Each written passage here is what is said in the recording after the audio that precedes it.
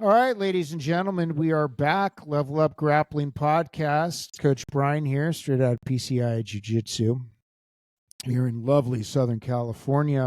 Now, our guest today is somebody many have requested to hear from. So as we engage in this discussion, I'm going to encourage you all to put your Google translators on because he is from the far north of England. And Ian Jones, my man, thank you for coming on. I do want to say this.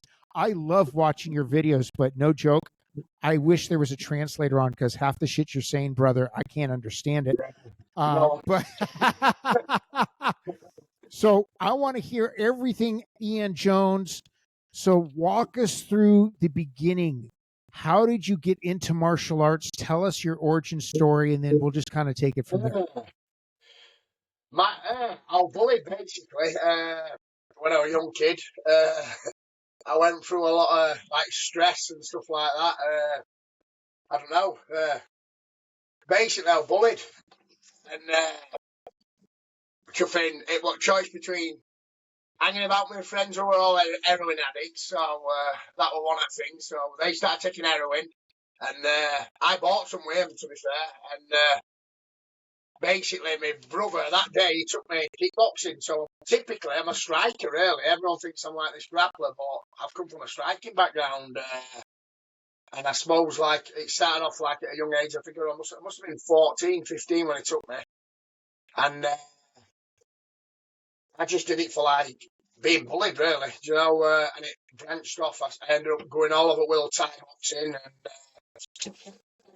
Into like grappling, probably late on, I think it was 2001, something like that. So like pretty late to wrestling, really. I think I was 21 when I started wrestling. So 46 now, so still wrestling now. So it's a weird one.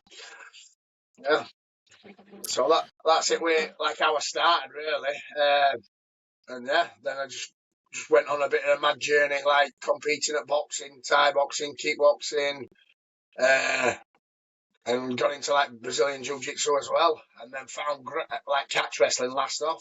I think catch wrestling I found in like 2010. I went on a Billy Robinson seminar, and then after that I've never looked back really. And then asked him where I could go to learn catch, and he sent me to Roy Wood basically, and that's where it started really. And Ian Bromley. So yeah, pretty cool. So it's interesting because I actually have a striking background as well. Yeah. So even though these days I just, 90% of what I do is I focus on teaching grappling. Yeah. But I always look at grappling from the beginning from a striking perspective. Yeah. Right? And to be honest with you, I think that that's the most effective way to look at grappling from a striking perspective because 100% of engagements always start standing. Oh, definitely. I shut it out. I shut it out. Like, same sort of thing what I think, really. I think it all starts with hands, get to clinch range, and then I don't even want to go to the floor, to be fair. I want to knock them out with concrete or punch them. But sometimes it has to go you've got to think about what's going to happen, really, because I work on doors. So a couple of years, probably 2007 or something like that, I got into a situation where I've ended up chuffing, kicking someone in the head and then slamming them on the floor and punching them. But my side of thing wasn't too bad, to be fair. Lad went away quietly, but a lad tried joining in and my friends hit him and he fell off a curb like a corset, hit his head and cracked his skull. So I ended up in trouble. I nearly ended up in jail for like a fray. But to be fair, I didn't actually hit the kid. I put the kid in recovery. I hit the other guy, but I had to put other lad in recovery position. And I nearly there were 3 of us involved, so we all nearly got sent down.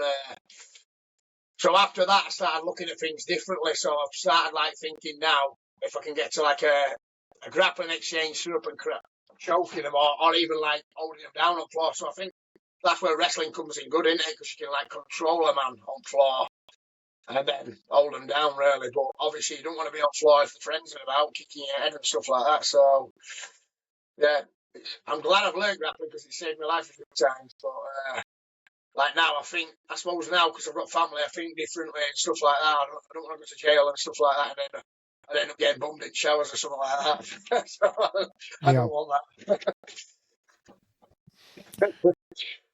So obviously you got into the grappling side of things much later, right? In your Yeah. journey.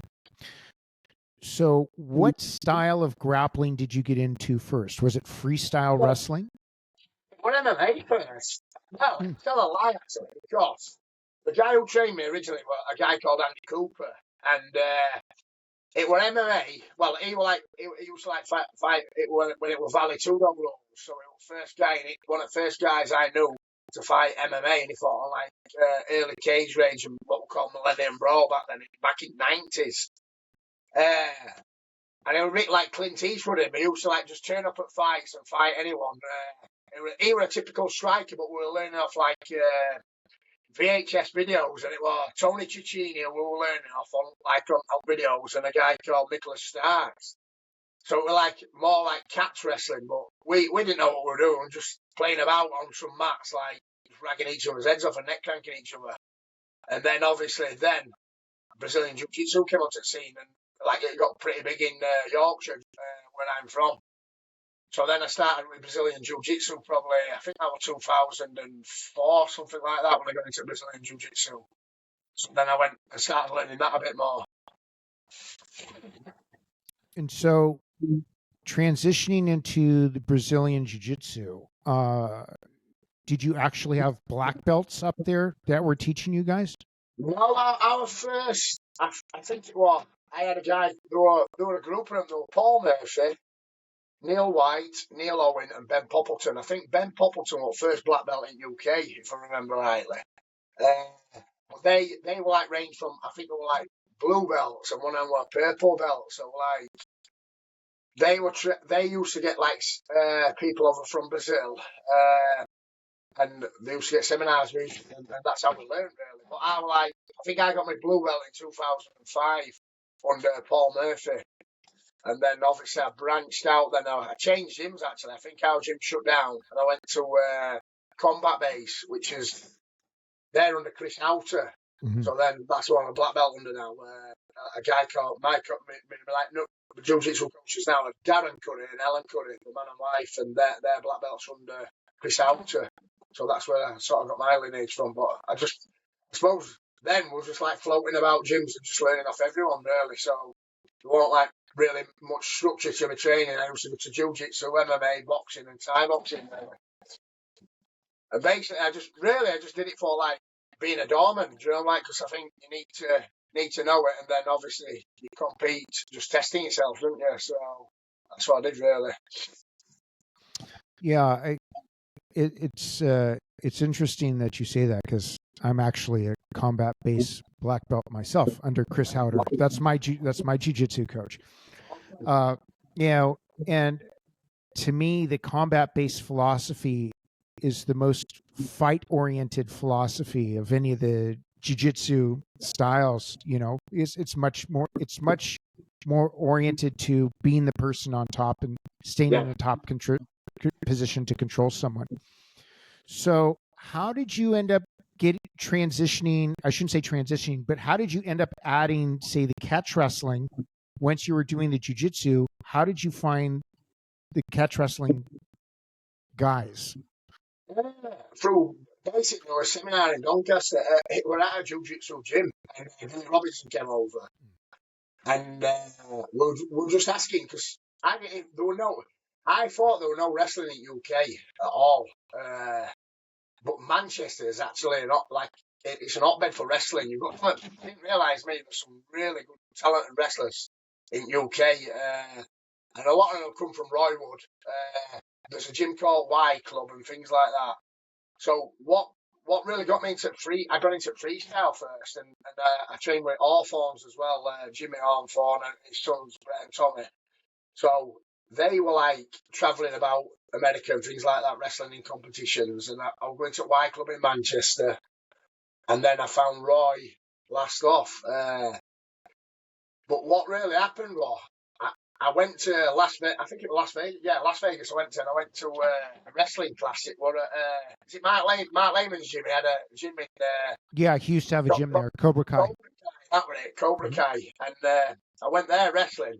And I didn't have a clue about wrestling. I was just like typical Thai boxer. I had a guillotine and a bit of jiu-jitsu at the time, probably a blue belt. And I can remember going to a wrestling class. And I was wrestling with all these wrestlers. And to be fair, I probably bet 90% of them just with athleticism. I want a good wrestler. I was just strong and fit, but I just had a natural instinct to get on top and like stay on top. So I did really well thinking I was a good wrestler. And I went back then to England. I found this Y club and I thought, oh, I'm going to be good. And the Iranians got me, threw me all over and beat me up, basically. So I sort of learned, there was a guy called, in UK, called Ali Harris, and it was just rough and horrible. And he used to take me to one side because he used to fight MMA. And he used to make me spar with him. And I just wanted to learn pure freestyle. But he used to batter me up and down, Jim, just throwing me all over. I used to submit him and he used to throw me all over. In fact, he gave me concussion. He threw me off mats that hard onto concrete. But he was a rough guy who had to like earn it from. So, yeah, I learned hard way, I suppose. I got beat up by all wrestlers. Same with jiu-jitsu. Got beat up by all top jiu-jitsu guys. And then boxing gyms got saying, oh, sparring with pros. They were beating me up. And then Thai boxing. But then eventually, like, there's a saying, the iron sharp as iron. So I went and took myself out of my comfort zone. And that's all I did, really. Discovered best boxers, best wrestlers, best jiu-jitsu guys. And that's how I learned, really. And then I, like, sort of piecing it all together then.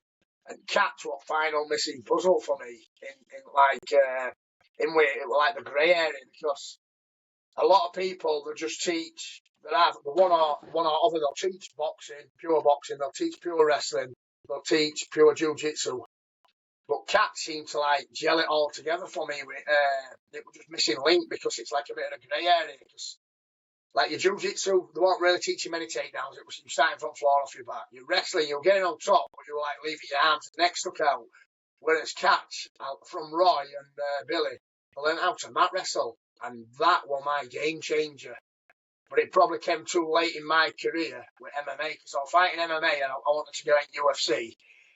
And I just missed out on Ultimate Fight. I went to Vegas and things like that. But I was just, when I was doing it then, I was just a Brazilian Jiu-Jitsu practitioner with Thai boxing.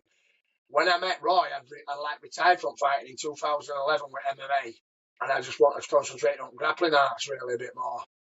And that mat wrestling, that's what changed my game. It was just, it's like, I suppose it's when it's like create scrambles and stuff like that in fights. And I think that's the bit everyone's missing out on me at the moment.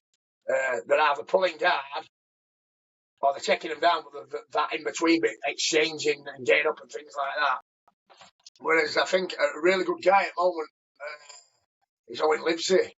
He's doing really well with he's doing really well. He's throwing people and he's creating them scrambles and making like grappling exciting again. I think like to watch. So that's my take on it, really. Now, how would you describe Roy Wood's approach compared to Billy's approach? They're very similar, really, to be fair. Obviously, like some of the techniques, like Roy will show you a technique and Billy will do it a different way. But to be fair, they were like pretty old school guys. Like I think what it is with wrestling in Wigan, everyone's rough and horrible. They're like really, they don't like. It's like they don't think twice about throwing your head and things like that, suplexing and things like that. So to me, it scares me, like getting suplexed and stuff like that. But there, it's just normal. You're getting slammed on your head and things like that. But I suppose you learn rough and tumble way, which is probably better, really, old school approach. But I suppose that's probably why a lot of wrestlers who I know who train at Roy's and things like that, they've all got bad knees, bad necks, bad shoulders. But that's how they were taught. So I suppose it's a good way to learn, isn't it? But it's just shit when you get into your 50s and 40s.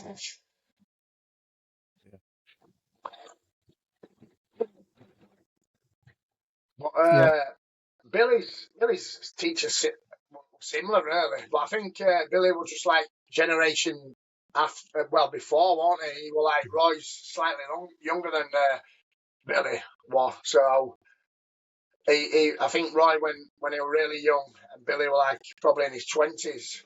So I think like they learnt a lot off each other, which was really good. I noticed, like, I've never trained with Roy, but I did Yeah. get a significant amount of time with Billy. Yeah. And my understanding, again, this is just my understanding because, like I said, I've never trained with Roy, is not a fan of chokes.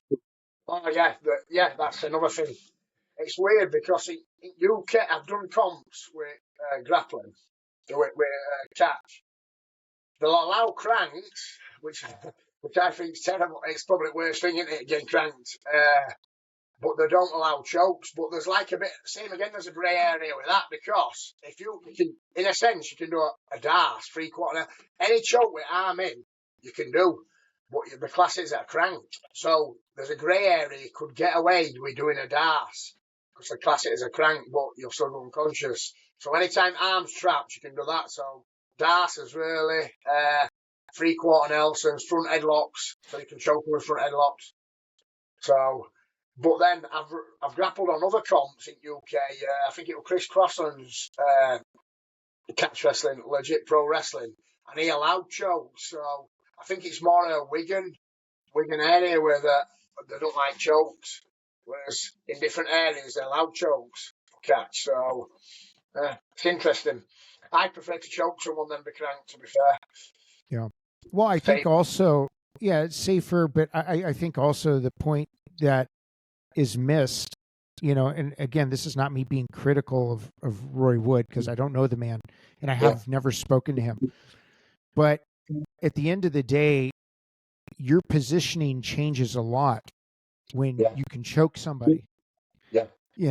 Without an arm, just when you can choke somebody, you have to be very conscious of your positioning, your entries from the front, how you scramble from the back, how you place yourself. Obviously, you'd be using the guard more and have a much more active guard if somebody can choke you.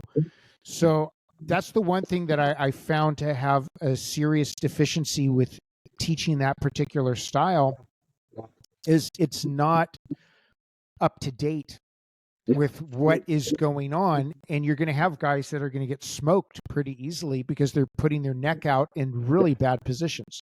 Yeah, definitely. That's what I've noticed.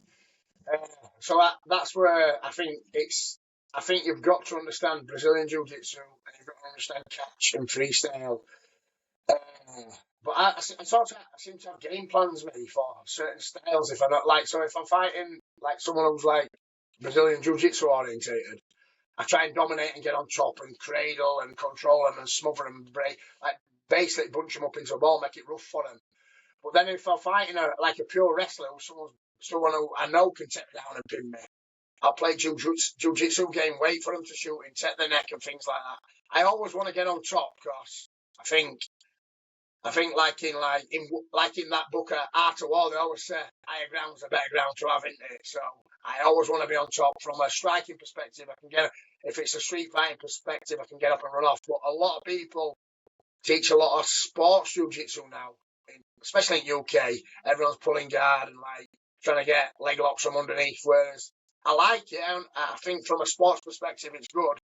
But I just think from a street style defence, you want to be on top punching them. And if I'm going to go for leg locks, I'm not dropping back. I'm putting a leg lock on when I'm on top and like doing damage. So I always try and think like what you said with Chris Outer. I always try and think on being on top, so you're in a way, spatially aware, you can hit someone and things like that. I know there's going to be times when you're on your back and you're going to get put there because you're going to get someone bigger, stronger, or just a better athlete than you. So I think you've got to understand jiu-jitsu concepts of being on your back. But I always think when I'm on my back, I'm always thinking from a wrestling perspective. I want to get up and wrestle and control them and control the hands, really. Absolutely. Ian, I have a question. Jiu-jitsu is quite grown to be quite large in the UK. Is catch wrestling starting to catch some wind in growth? Getting there, like that World Championships yesterday, like Josh Barnett came over and a few of his guys. So like there's a lot of American guys. I think there's some from Japan came over and things like that. So it's growing. Like World Championship is growing, but I still think it's in its grassroots again. It's like my goal is really to make it grow. I just love grappling me as an whole. I don't teach it as like, I teach catch if people want to learn it, but I teach it as an whole. I teach Brazilian Jiu-Jitsu catch, and I just see it as submission wrestling. But it is growing, but there's like major comp in UK really. Chris Crossland does one every now and then, but there's no real like catch wrestling competitions other than Snake Pit British and Snake Pit Worlds. And then I think you guys have got a few out there, haven't you? Comps and stuff like that. But it's not really overly big. It's not as big as Jiu-Jitsu really. Do you think that it could catch wind? Because it is pretty much the English martial art. Yeah, I think it's going to grow again. I think because there's a new generation now, and they're all like trying to learn it and coach it. I think a lot of realise that you've got to understand wrestling, you've got to understand catching, you've got to understand Brazilian Jiu-Jitsu. So there's a lot, there's a big turnover at, Roy's getting a lot of guys over from all over the country, and they're all learning it, getting affiliated in it, things like that. And then there's a few guys going over to Eric Paulson's, isn't there? So yeah, it seems to be growing. But probably not at rate that Jiu-Jitsu is. No. Jiu-Jitsu's a cash cow in this country. Do you know, there seems to be a Jiu-Jitsu gym opening every other week in UK, especially around here. It's really, there were I only knew 2 or 3 gyms in Yorkshire now. There must be 30 or 40. So just in a small area in West Yorkshire. So there must be about 20 Gracie barras. There's got to be. There's loads of combat bases. It's there must be about 20 of them. So yeah, it's growing pretty big, really. Amazing. What about you guys? Is there a lot of catching in your country? Or? No, you know, there's nothing where Grapplezilla is. He's in Israel, so they don't have anything. But he's got all the Dagestani guys and the tons of Greco, Georgians. tons of freestyle. Yeah. But I wish we'd catch. I'm really. I was watching some of your matches, and you were teaching some of your students, and I have to say, you really nailed it on the spot in telling. It really is kind of the keystone. It meets everything in the middle and puts it together. And the fact you got that pin, it just changes the competition. It becomes so dynamic. There is no playing guard there. It's amazing. It's weird. I wouldn't want to win by pin. I'd never want to win by pin. I'd just want to submit a guy. I'd just want to pull his leg off or his arm off or his head off. But and there's been times when we got a berserker here, Brian. There's been times when guys down here have come down here, young guys, and they've chucked me down and pinned me, and I think, Jesus, that could have been a match lost. So I just think, I think submission is key. I think that's what you want to win by. But I think, like you said, there's lots of submissions off your back now, isn't there? There's tons. So I think there should be, I don't know, this is probably why I like a lot of these submission only comps now, where there's just there's a lot of takedowns. There's one at UK called Grapple Fest, which is really good, and they allow every submission really, and you get a lot of wrestling guys coming into it. You get a lot of jiu-jitsu guys, and you get some good guys. I've had Craig Jones over and people like that. So it's a good event. So I think grappling as an whole, really. I'm not saying take the pin out, because catch it's got its thing, but I prefer the submission only events now, where you're not getting pinned and you're getting penalised for pulling guard. So they're making you go for takedowns and things like that and throws. So I like stuff like that, mate.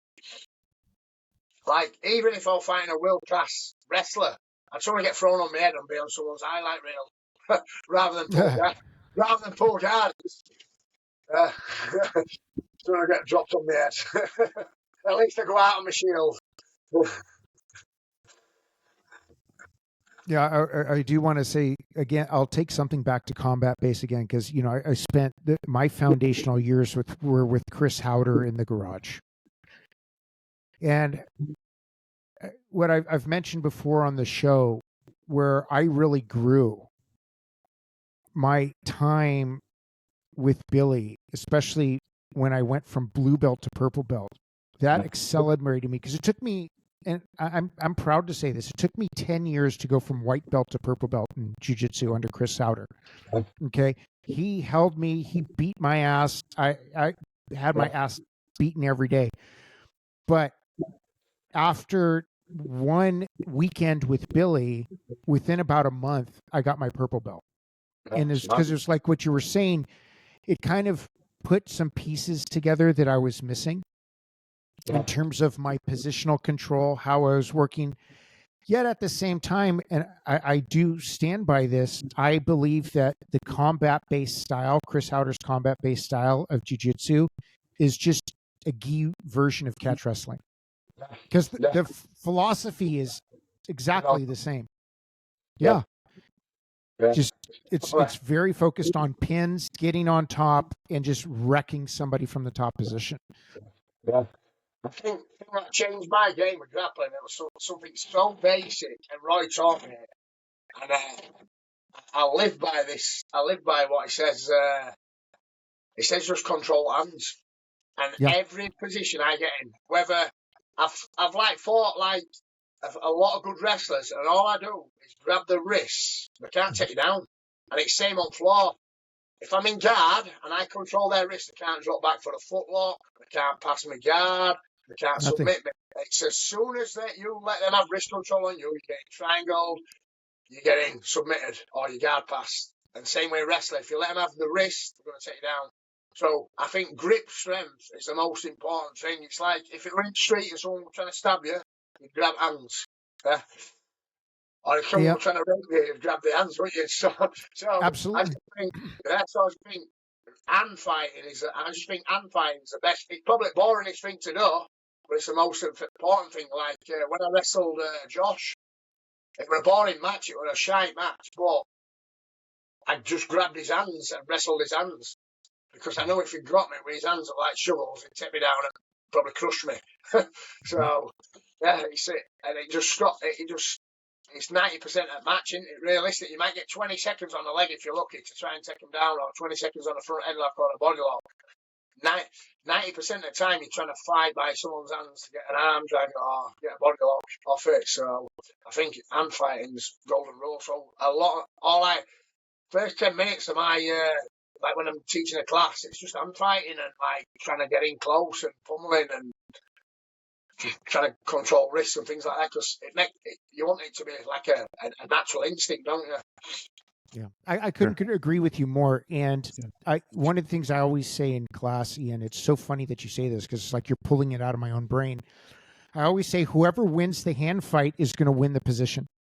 True. So your focus always needs to be on the hand fight. Now, what I see, though, with a lot of, like, in my area, me being here in California, wrestling coaches do not teach hand fighting. They say they're teaching hand fighting, but they're not. They think that if your hands are on somebody's shoulders, that's hand fighting.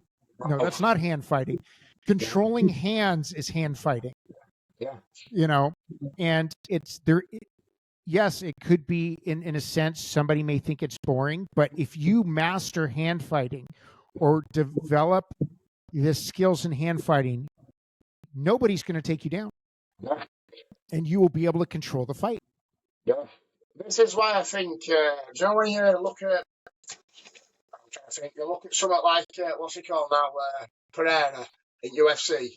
Mm-hmm. Everyone's like saying, why can't no one take him down and stuff like that? But he's hand fighting.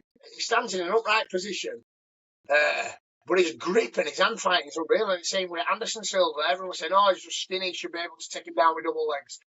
But the hand fighting, and Izzy as well, I think that's why they're doing so well, because like everyone's saying, he should be able to double leg him and stuff like that. But if you flinch and his hand fighting's like out of this world when you watch it, and I think that's why everyone's thinking, God, like someone like Yoel Romero should just take him down and this and that. But it's all your best grapplers, really. Even like Minotauro brothers, they were renowned for the grip, weren't they? And I just think it stuffs everything. I think it's 90% of the actual fight is the hand fight. Yeah, definitely. because it enables you when you're standing. If you have a proper hand position, immediately your hip position is going to be easier to attain. Yeah, Your yeah, hip height will be easier to attain. Their hip height will be easier to control, and your foot placement will be much easier. In fact, I think if you have a really good hand position, and I consider like a front headlock a hand position, I consider underhook a Russian tie. Once you have that, yeah. the throw is actually, I mean, the more elite you get, it's harder, but the throw is actually quite easy when you have that. But Well, everyone focuses on throw. yeah, well, your lines of defence, aren't they? It's like you've got your hands, then it's your head, then it's your hips, then it's your sprawl. So I just think if they get by me in hands, I'll put my head in the face so they can't get in, and then it's your hips and your sprawl last off. And it's same when I'm in guard, really. If someone gets by my hands, I'll just push my head into the face, and then they start trying to get under for like a deep half guard. I'll sprawl on top of them so they can't get your leg locked. So I think it works on all levels, really. When you're standing in like a boxing style or down on the floor or like in that part where you're getting up and scramble, it works. So I think it's important just to drill that knee or spar in bad positions. It's amazing. But I think when I look at it now, I love freestyle wrestling. It's brilliant to watch. But I think Greco for MMA is more dominant. You know, because once you start shooting on legs, especially with big guys, you end up underneath.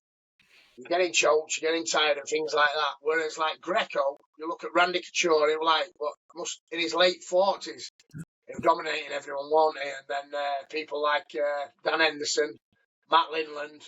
It's boring to watch Greco. Well, it's not boring to watch, but it's very like upright and there's not much shooting going on. But I think it's more, I don't know, it's a bit better for probably for grappling as well, really. Because you're not getting like jiu-jitsu comps. If you're shooting in, you're going to get your neck caught. Whereas Greco guys, they seem to do really well. Like I had a guy who used to train me, a lad called Tengiz Tederadze, and basically he used to work for Interpol in Georgia, and he was like a world champion at Greco-Roman wrestling. And they kidnapped his son, like Georgian president's main guy. They kidnapped his son. And he says, if you don't leave country, we're going to kill your son. So they sent his son. He got his son back and he left country. Ended up in Barnsley, this shitty little town near me.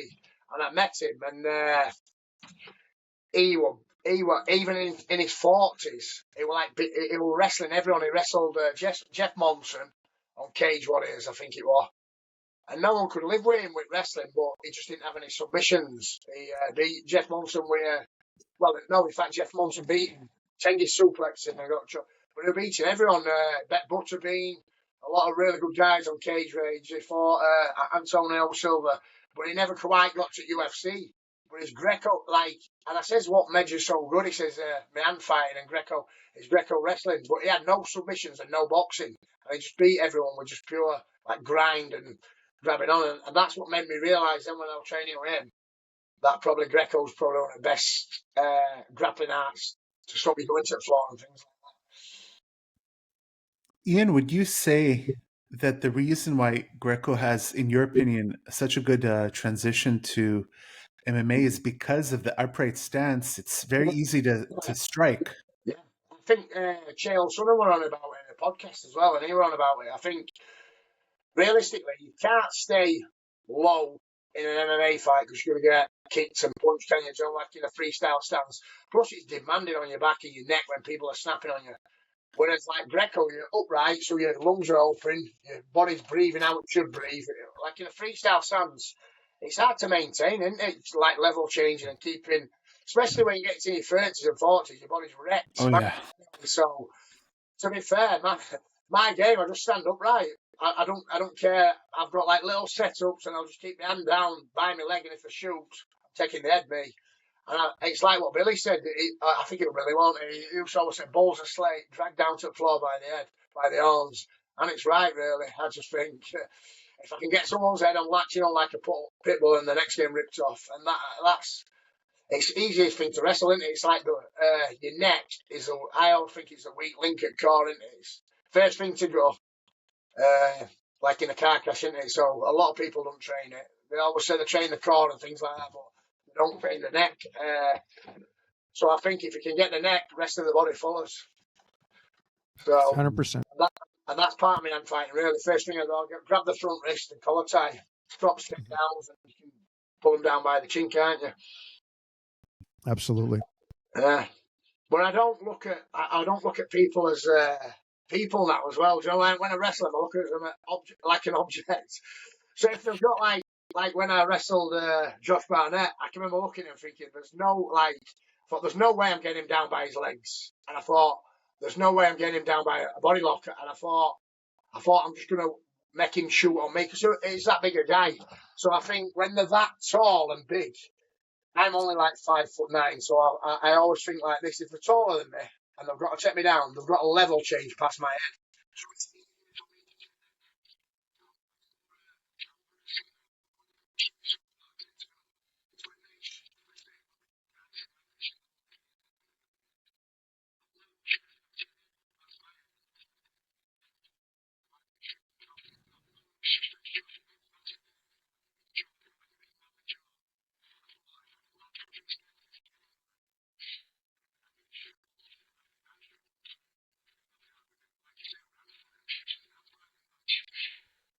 It's funny that you say that. And, because I've trained a lot with Josh over the years, and what people don't realize, I mean, it's one thing to watch somebody. It's another thing to actually feel them.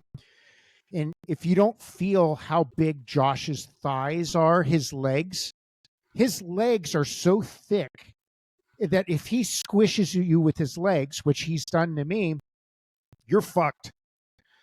Right. And you're not picking that up. You're just not snatching his leg. It's just not happening. There's so much leg, he's massive.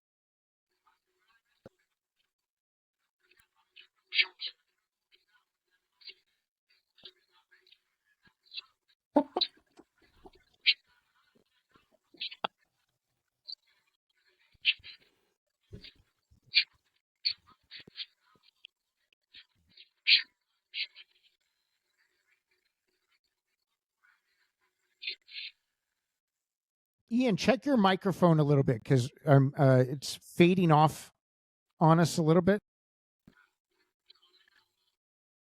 A little bit better. Yeah, there's something kind of funny with the microphone there. Yes. But it's interesting also what you're saying about the back, because like as an example, Adam has a broken back. So So, and he's had a broken back for years. So the way he has to wrestle and accommodate, if he was just bent over, I call it the Baptist dip, where people are just hinged over at their hips and they do all that wacky shit. I mean, he could be in a wheelchair. I don't want to speak for Adam, but Adam, you're welcome to talk about it and share that story. It's definitely true. Like I broke my neck twice, and currently have a broken back that's been there for about 20 years, and I just kept wrestling with it. So I've got to have surgery to fix that. But I had to adapt stances, of course. And it's almost impossible to hold that freestyle stance for a long period of time and wrestle hard. It just doesn't happen.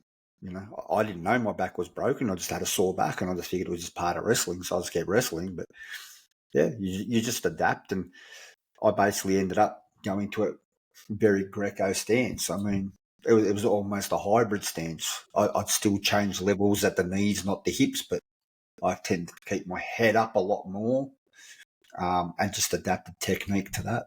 Just changed it.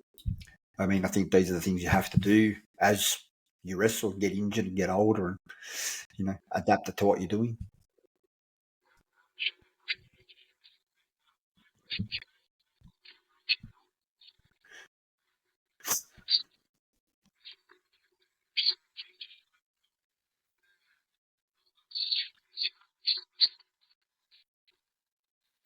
I had those issues also, like, when I was doing the whole sport jiu-jitsu thing, I was very heavily a half guard player. So I do a lot of half guard, deep half and all that.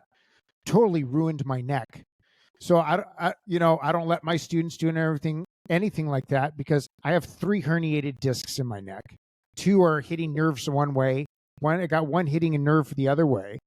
The doctor's just like, look, you can't be doing this. If anybody grabs your neck, you can end up in a wheelchair, or have like real serious disability. So, these are the things that we all have to be mindful of.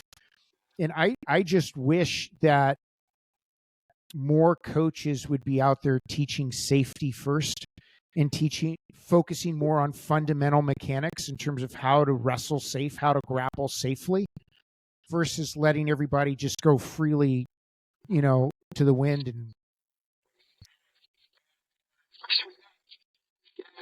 like upsetting strengths and things like that. I always say just like catch and release. You sort of know.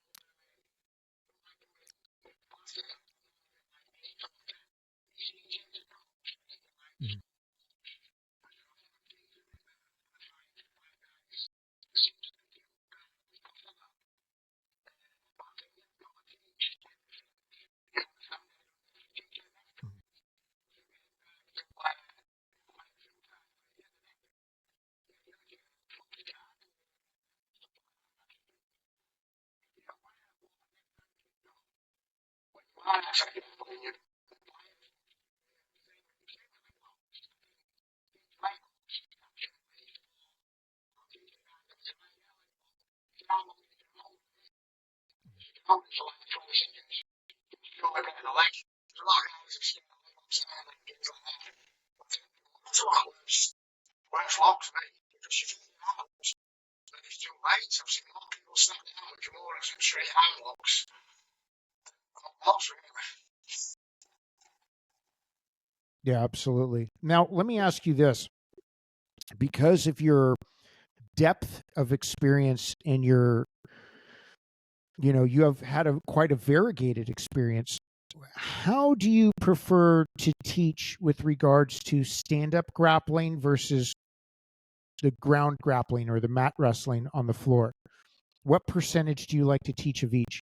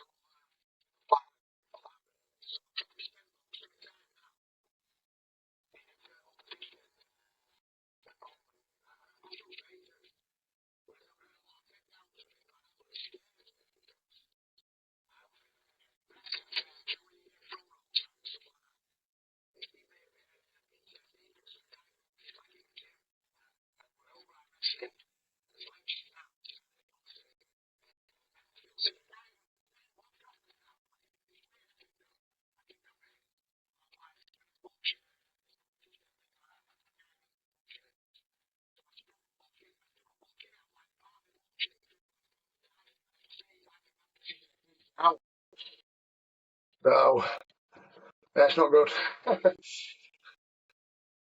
Yeah, it's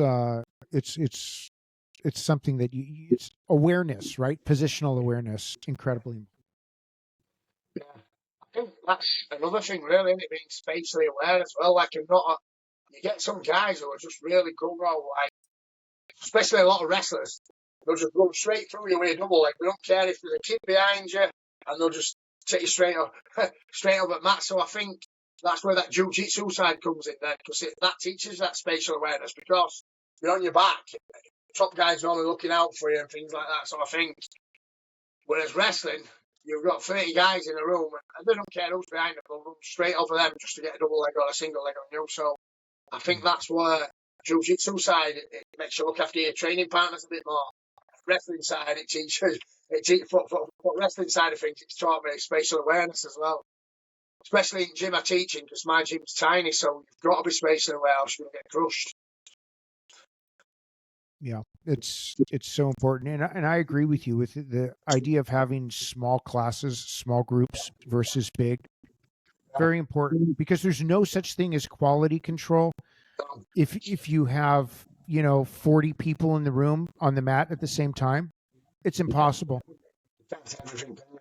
Whereas I probably train 12 regular guys really in my gym, but 2 guys in the last 2 years, they've just come on leaps and bounds just because I've spent a lot of time with them, and they're really doing really. In fact, I think they'll do big things in competition. To be fair, like if they choose to do it, but like they've come on really well. Like one of the guys, he's trained with me 2 years, submitting on brown belts and black belts now, and I'm thinking, Jesus Christ, his right handful.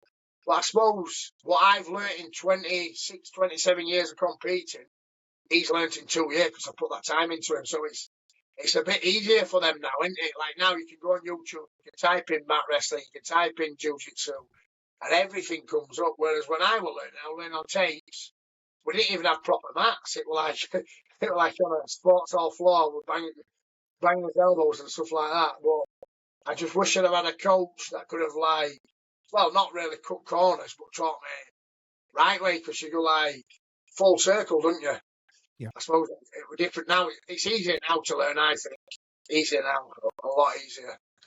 Whereas back then, everyone was travelling, learning off tapes and things like that. But I suppose it made it more fun. But also, it's that, to your point, it's that diversity of your experience, and you've gotten multiple inputs. So you don't look at grappling. Let me qualify this, what I'm about to say. With the sport jiu-jitsu guys, they just look at everything from a lens of sport jiu-jitsu and nothing else. And that's it. Yeah. So I think the benefit to having someone like you as a coach is you get to see something from a more well-rounded perspective, because you've been able to see multiple grappling styles, striking styles, put it all together and whittle it down to what actually works on a repeated basis, right? Yeah. Like I said, there's some great stuff in there where they're inverting and getting to guard and stuff like that. I think there's brilliant stuff in jiu-jitsu.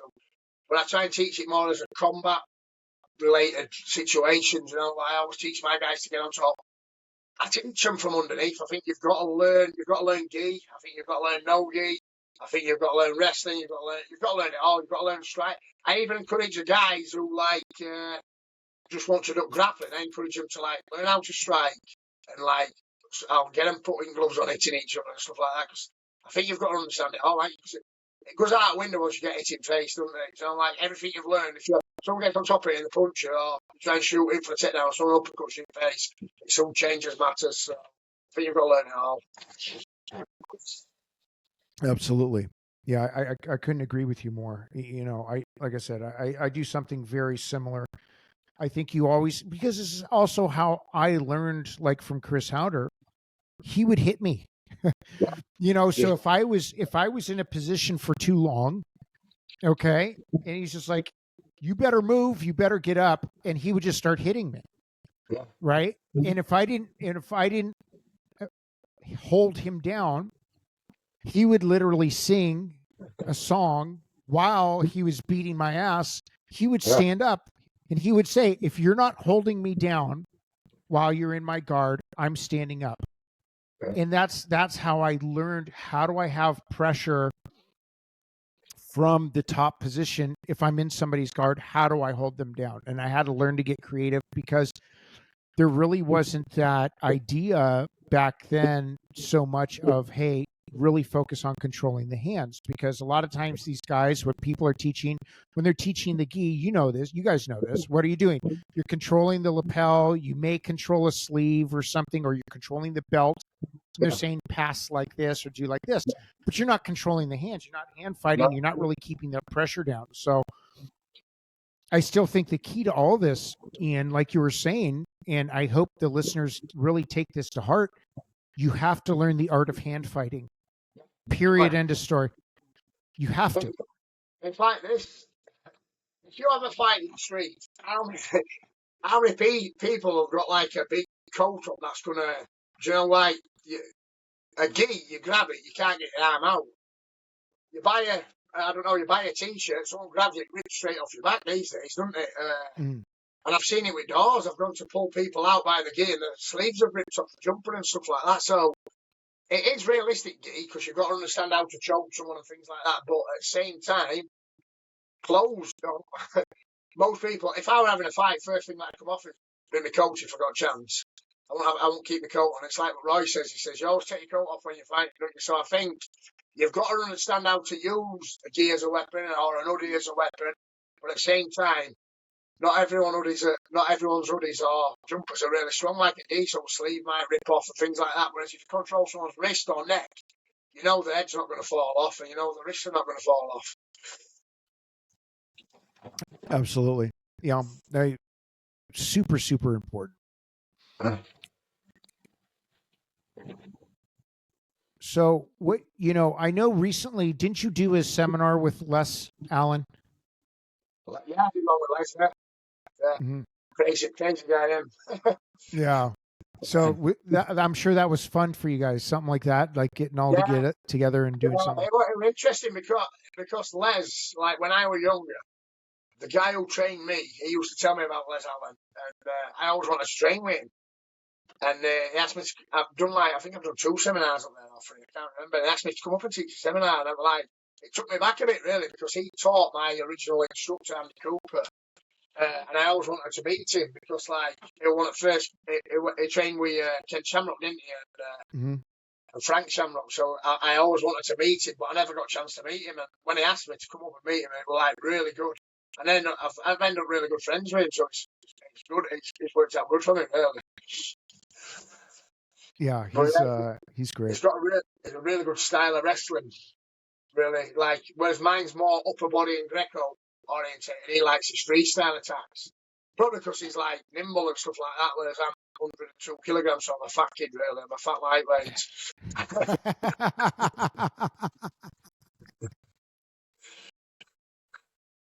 That's funny. So let's say you get to design the next wave of students. Yeah. Okay. What's your take? Like, where would you start them off? How would you start them? What would be their first 6 months with Ian Jones? Like, how would you want them to start their training, and how would you want to develop them from the ground up? Somebody that's had no experience grappling whatsoever. Boxing and wrestling, I think. Boxing and wrestling. It's like what Bruce Lee said, isn't it? If you've wrestled and boxed for 2 years, you can beat anyone. Because boxing, you can dictate if you understand boxing and like level changing as well. Because I think, especially, I don't know. It's like boxing's great, but the time was on, you're gonna you can get kicked on leg and whereas like MMA boxing, or I teach a lot of BKB guys, some really good guys with BKB, and I teach them like dirty boxing, like clinch and stuff like that. So I think I'd teach like a dirty style of boxing, like clinching, uppercutting and all, and like Greco hand fighting and stuff like that. And then wrestling like takedown defense. Obviously, you're going to teach them submissions and things like that, but I think if you've got good footwork, you've got good range of distance with your hands, you can keep a fight upright. But then with wrestling, you can dictate whether you want to take it to the floor or keep it stood up with a sprawl. So I think I'd probably teach that. Obviously, I'd teach submissions and things like that, but as an whole, I would start off with hands and take down defense and getting on top, really. Yeah, that makes a lot of sense. So what are your go-to submissions? What are your favorites that you like to do Mine, and teach? probably neck cranks. I don't know why I've just got this knack against someone's head down. So I love front headlocks. I love front headlocks. I love like wrestlers guillotines. So like what so we put head in middle of chest, and rather than conventional guillotine with head to the side, I like to get my chin in middle of the back. And I get that a lot. Snap downs early and just get into neck. And then what I tend to do then, I tend to use cradles for everything. I use cradles for guard passes, cradles for hold downs, cradles for wearing them down. And then I seem to latch on the neck. And I go by the philosophy what Billy said, really, drag them back down by head. Or if you get them down by legs, climb them like a ladder and climb up body and control them. And then I think if someone's body's upright, they can breathe correctly. So straight away I try and bend the neck, bend the body, so the posture's shit, so they can't breathe properly. So I just think like a pipe. You've got a running pipe of water and it's running smooth, it's brilliant. But as soon as you bend it, there's pressure builds up. So as soon as I get someone, first thing I'll get the chin, turn the chin, and just bend them into a cradle and hold them there, wear them out, and then eventually they seem to wilt like a flower then, don't they? So put them under darkness and crush them, and then make them wilt like a flower. That's my game plan. But like you say, to have that, you've got to be really well conditioned as well, ain't you? So I always try and stay in good condition as well. Like for my age, because I work in a gym, so I'm like always doing other stuff. I always cross train and things like that. I think you've got to cross train as well. Just finding that right balance, isn't it? I think you've got to find right balance for striking, not overdo it because you become boxing orientated. Right balance, like jiu-jitsu, not like too much because you become like jiu-jitsu oriented. And same with wrestling, you've got to like balance it. And I think MMA, I think you've just got to spar everything. It's like, it sounds daft, but I get a lot of my lads sparring. It sounds daft, but I get a lot of them sparring with like soccer kicks there. Not putting them in hard, but when like pride rules, MMA with like soccer kicks and stamps. But obviously they're not kicking them in. But I think, especially if you have a street fight these days, you've got two people taking a penalty with head thinking it's football. So I think if you've got to understand, because like I've done it before where you could get mount on someone, but if you stand up and like rain down stamps on them, it's like fight's over, isn't it? So I think you've got to understand that it's not just a sport. You've got to be thinking where you've got 8 limbs, well 9 limbs. You've got your head, haven't you? So you've got 9 limbs really what you can use. So I think you've got to understand them old rules like pride rules and things like that when they do that. So yeah. Yeah, very very important. What is your take on developing people or graduating people in your system, your style, with regards to belt promotions? If you do belt promotions, how does that work with you? Don't have ears like me. No, I think they've got to earn it, and I don't know. I won't. Like I've had a few guys. I've trained a few guys, and they say, "Oh, I'm ready for blue belt," and if they're not ready, I'm not gonna. I won't even ask. I just when they're ready, don't they? It's just like the battle testers. I make sure the battle testers have had it hard, no soft rounds really. I just think they're all like guys who I tend to train. They're like village I'm from. Oh, it's like a shithole. Do you know what I mean? I'm from like a little village. I don't know what it's like in America, like equates like in America. But it's a mining town where I'm from, so Mm. everyone's like rough and ready. Even soft kids can fight, like. But for such a small village,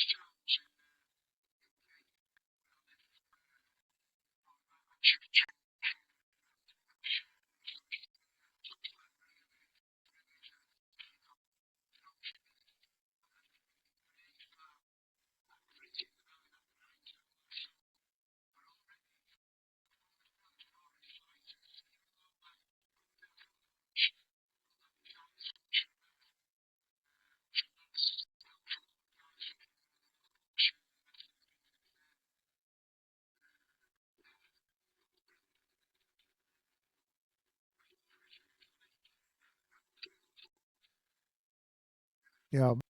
Pressure, pressure, pressure. So, how do people find you? So, if people want to come visit you, how do they reach out to you? What is the best way to contact you and watch your content?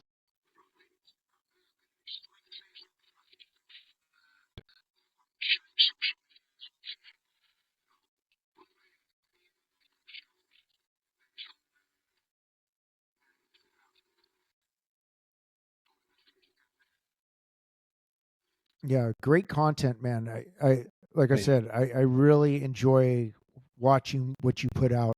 It's really good stuff, very violent, which I like. One of these days, we got to get you out here to California, man. It'd be fun to hang out with you.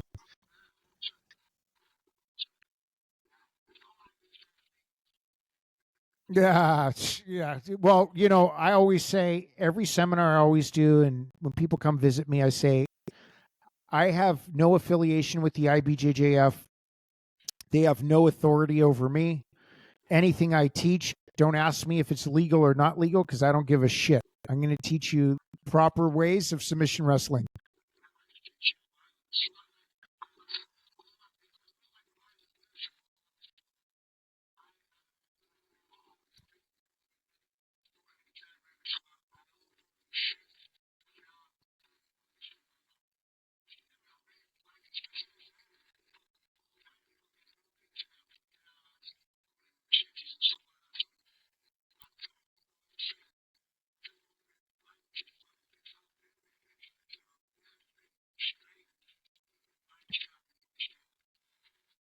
Yeah. It's so important. Everything you're saying is just nuggets of gold, man. So I really appreciate it. I was talking to Les. I'm supposed to be out there, I think June of 26. So I think I'm doing a seminar at his place, and then we're going over to the Isle of Man for the big motorcycle race. So make sure I'll hook up and have you come hang out with us. Yeah, but we'll do something fun. So guys, remember Ian Mongoose Jones. Check him out on Instagram. The guy's got a wealth of content and information. And as you can see, his philosophy is exactly the same as what we preach here at Level Up Grappling. So, yeah, today there's no controversy. The guy's spot on. It's exactly like he's just one of us, which is a beautiful thing. He's one of us for sure. Yes. So, Ian, I can't thank you enough, man. This has been awesome. And we look forward to talking to you again soon, and keep up the excellent work because you are amazing. All right, guys, we are out of here. Boom.